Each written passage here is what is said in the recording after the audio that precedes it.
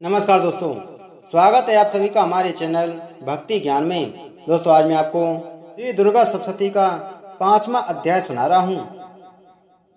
महर्षि मेधा ने कहा, पूर्व काल में सुम निसुम नामक असुरों ने अपने बल के मद से इंद्र का त्रिलोकी का राज्य और यज्ञों के भाग छीन लिए, और वह दोनों इसी प्रकार सूर्य, चंद्रमा, धर्मराज और वरुण के अधिकार भी छीनकर स्वयं ही उनका उपभोग करने लगे।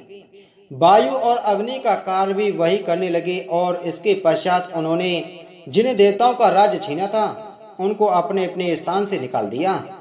इस तरह से अधिकार छीने हुए तथा दैत्यों द्वारा निकाले हुए देवता अपराजिता देवी का स्मरण करने लगे कि देवी ने हमको वर दिया था कि मैं तुम्हारी संपूर्ण विपत्तियों को नष्ट करके रक्षा करूंगी। ऐसा विचार कर सब देवता हिमाचल पर गए और भगवती विष्णु माया की स्तुति करने लगे। देवताओं ने कहा, देवी को नमस्कार है, शिव को नमस्कार है, प्रकृति और भद्रा को नमस्कार है। हम लोग रौद्र, नित्य और गौरी को नमस्कार करते हैं। ज्योतिरत्नमयी, चंद्र रूपणी व सुख रूप देवी को निरंतर नमस्कार है। शरणागतों का कल्याण करने वाली वृद्धि और सिद्धि रूपा देवी को हम बार बार नमस्कार करते हैं। और नैरती, राजाओं की लक्ष्मी तथा सावर्णी को नमस्कार है। दुर्गा को, दुर्ग स्थलों को पार करने वाली दुर्गा पारा को, सारा सरकारणी, ख्याति कृष्ण और धर्म देवी को सदैव नमस्कार है। अत्यंत सौम्य तथा अत्यंत रौद्र रूप को हम नमस्कार करते हैं। उन्हें हमारा बारंबार प्रणाम है।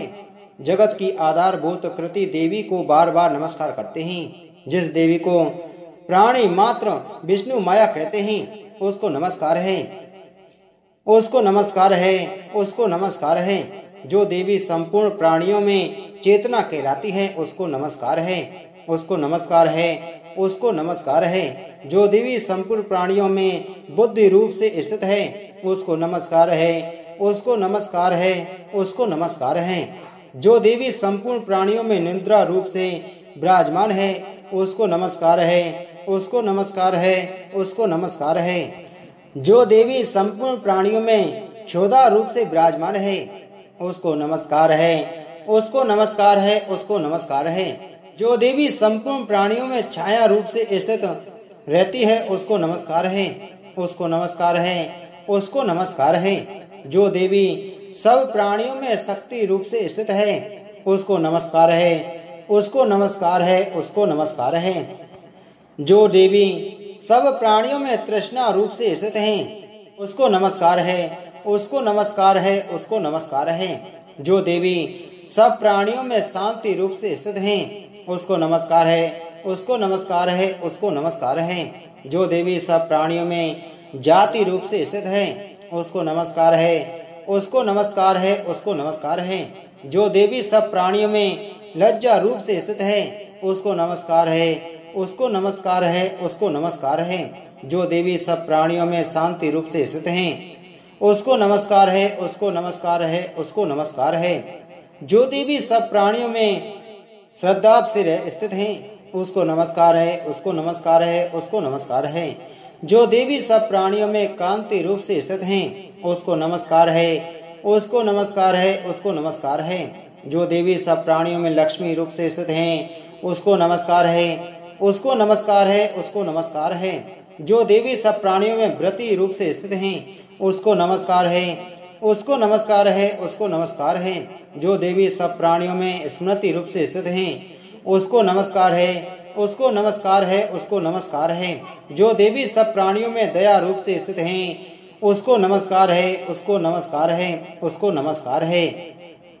जो देवी सब प्राणियों में तुष्टि रूप से स्थित हैं उसको नमस्कार है, उसको नमस्कार है, उसको नमस्कार है। जो देवी सब प्राणियों में मात्र रूप से स्थित हैं उसको नमस्कार है, उसको नमस्कार है, उसको नमस्कार है।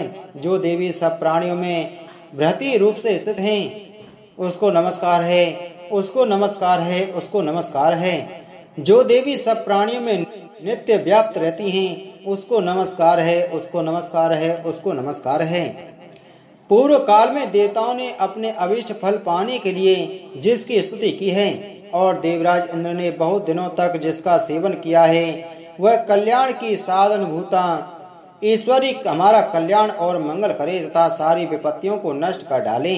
असुरों के सताए हुए संपूर्ण देवता उस परमेश्वरी को इस समय नमस्कार करते हैं तथा जो भक्ति पूर्वक स्मरण की जाने पर तुरंत ही सब विपत्तियों को नष्ट कर देती है, वह जगदम्बा इस समय भी हमारा मंगल करके हमारी समस्त विपत्तियों को दूर करें। महर्षि मेधा ने कहा, हे राजन, इस प्रकार जब देवता स्तुति कर रहे थे तो उसी समय पार्वती देवी गंगा में स्नान करने के लिए आईं।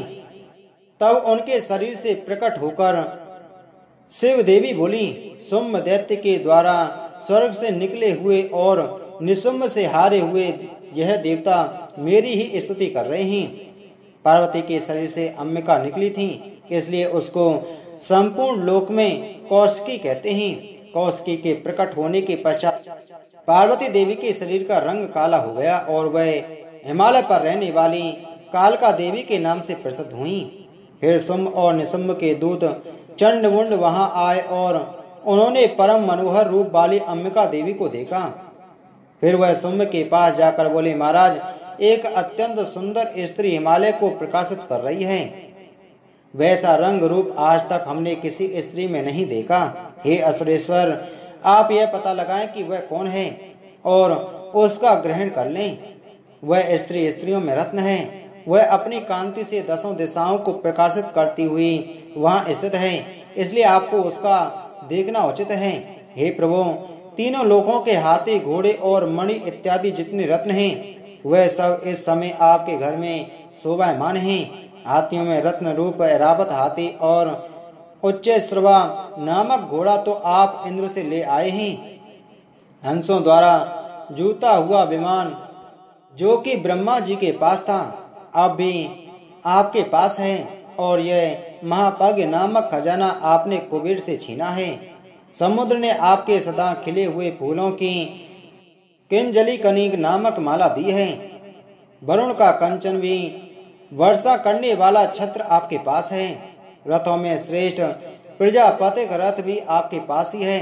हे दैतेंद्र, मृत्यु के उत्तराधिका नामक शक्ति भी आपने छीन ली है, और वरुण का पास भी आपके भ्राता निशुंभ के पास ही है, और समुद्र में पैदा होने वाले सब प्रकार के रत्न भी आपके भ्राता निशुंभ के अधिकार में हैं, और जो अग्नि में न जल सके ऐसे दो वस्त्र भी अग्निदेव ने आपको दे दिए।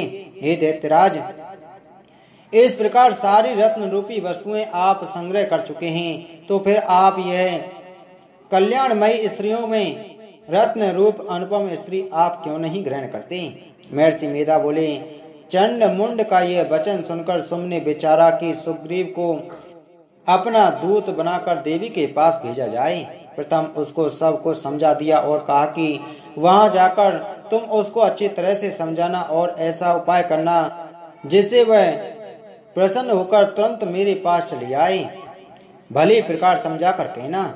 दूत सुग्रीव पर्वत के उस रमणीक भाग में पहुंचा जहां थी। कहा, देवी, दैत्यों शुंभ और निशुंभ इस समय तीनों लोकों के स्वामी हैं। मैं हूँ और यहाँ पास है। संपूर्ण देवता उसकी आज्ञा एक स्वर में मानते हैं। अब जो कुछ उसने कहला भेजा है वह सुनो। उसने कहा है कि इस समय संपूर्ण त्रिलोकी मेरे बस में है और संपूर्ण यज्ञों के भाग को पृथक पृथक में लेता हूँ। तीनों लोकों में जितने श्रेष्ठ रत्न हैं वह सब मेरे पास है। देवराज इंद्र वाहन ऐरावत मेरे पास है जो मैंने उसे छीन लिया है।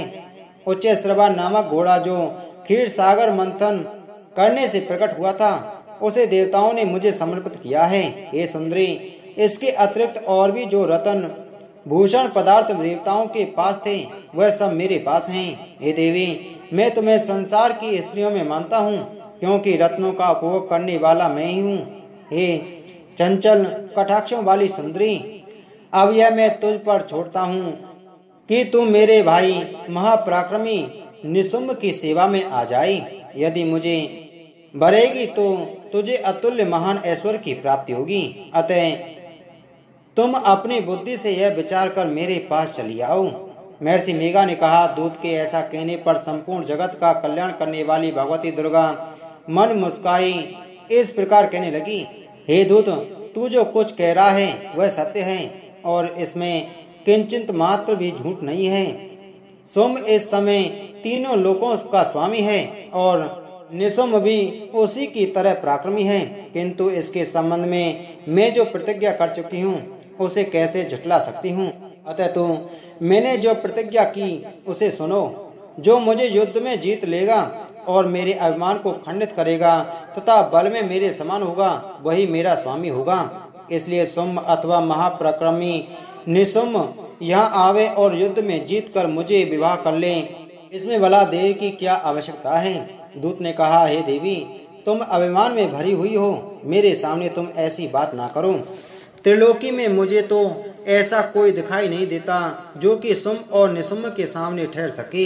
हे देवी, अब अन्य देवताओं में से कोई सुम्भ व निशुम्भ के सामने युद्ध में ठहर नहीं सकता, तो फिर तुम जैसी स्त्री उनके सामने रणभूमि में किस प्रकार ठहर सकेगी। जिन सुम्भ आदि असुरों के सामने इंद्र आदि देवता नहीं ठहर सके, तो फिर तुम अकेली स्त्री उनके सामने कैसे ठहर सकोगी।